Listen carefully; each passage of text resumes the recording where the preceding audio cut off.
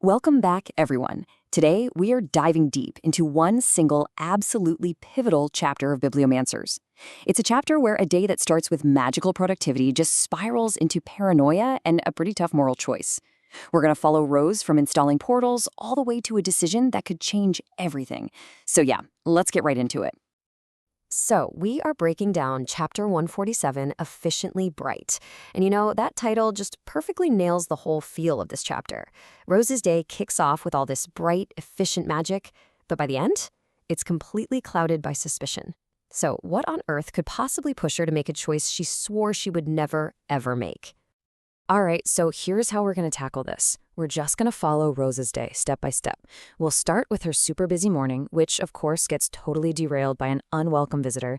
Then we'll see how a pub lunch starts to really show her growing anxiety, which leads to this wild detective-like realization. And that all builds to a morally great choice, and then surprisingly ends with this quiet, really powerful lesson about creativity. Okay, so the chapter opens and Rose is just on fire. She is a total whirlwind of magical efficiency, setting up portals, handling her business. But you get this feeling, right? That all this busyness is, well, it's a coping mechanism. You can sense that the trauma from that big fight at the pub is still there, lurking just under the surface, and it's driving her to build up all these defenses. I mean, she and Mossbeard are working like a well-oiled machine. First, they pop over and install a new portal at Dr. Denton's, then another one at Lottie's. Every portal they set up, it's like another layer of safety for this little family she's built. And in between all that, her thoughts drift to Opal, her apprentice. And you can just feel this deep pride she has in her progress. It's this perfect mix of protecting her people now and building for the future.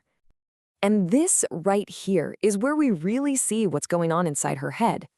She is completely haunted by the memory of Mossbeard almost dying. This quote just shows you the immense weight of responsibility she's feeling. All this work, it's not just about being productive. It's her way of taking all that fear and trying to build a world where her friends can never, ever get hurt like that again. So just when Rose gets back to her bookstore, her safe space, that whole sense of control just shatters. Because there's an unwelcome visitor waiting for her, Arjun Votre. And his relentless search for Sparky feels wrong from the jump. It's not just concern, there's this intensity to it that immediately puts Rose, and honestly us, right on edge. Oh, you can feel the tension right away. Rose is just trying to get back to her day. She's got a lesson to prep for Opal. But Arjun, he is a complete brick wall. He has one mission, find Sparky. And he's not going anywhere. It creates this super awkward, super frustrating standoff, especially because Rose can't exactly tell him the truth about where Sparky is. So Rose tries, everything to get rid of him. She tries logic, telling him it could be months. She tries distracting him, suggesting he could go volunteer at the clinic. Nope, nothing works. So finally, she's just desperate, right? She invents a fake show at the library and sends him on this total wild goose chase just to buy herself a couple of hours apiece. It's actually kind of brilliant. Okay, so Arjun is gone, at least for now. And Rose makes a break for it to the pub for lunch with Opal and Mossbeard. And this scene is so important. You've got three things happening all at once. There's practical magic planning, some big news for the town, and for the first time, someone else points out that Rose's stress is getting impossible to ignore.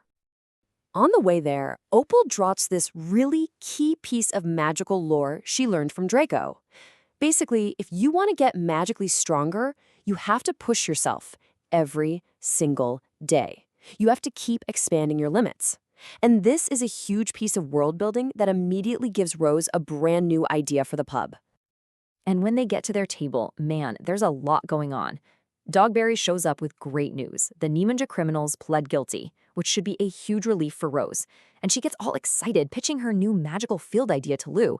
But while Rose is so focused on building these external defenses, her oldest friend, Lou, can see the internal battle she's losing. And then, boom, Lou just cuts right through all of Rose's frantic energy. She gently calls her out, telling her she knows she's still obsessing over the pub fight. It's this really sweet, quiet moment, but it confirms everything we've been suspecting. Rose is not okay, and the people who love her are starting to see it. So, back at the bookstore, all those little nagging feelings, all that anxiety, it all just boils over. All the weird little details, the timing of it all, it suddenly clicks into place, and Rose realizes she absolutely cannot ignore her gut feeling about Arjun anymore. And this quote, This is the moment everything changes. She's thinking about the detective novels Lou loves, and she makes a conscious choice. She just throws her old way of thinking out the window and adopts this new mantra. I don't believe in coincidences. And just like that, Arjun is no longer just an annoying guy. He's a suspect. And I mean, when you think about it, it's kind of hard to argue with her, right? Sparky disappears, and within hours, this total stranger shows up obsessed with finding him. For Rose, that just can't be a coincidence anymore. Her brain just leaps to the only thing that makes any sense. Arjun isn't some lost healer, he's a spy. Okay, so now that she has this theory, Rose does something pretty desperate.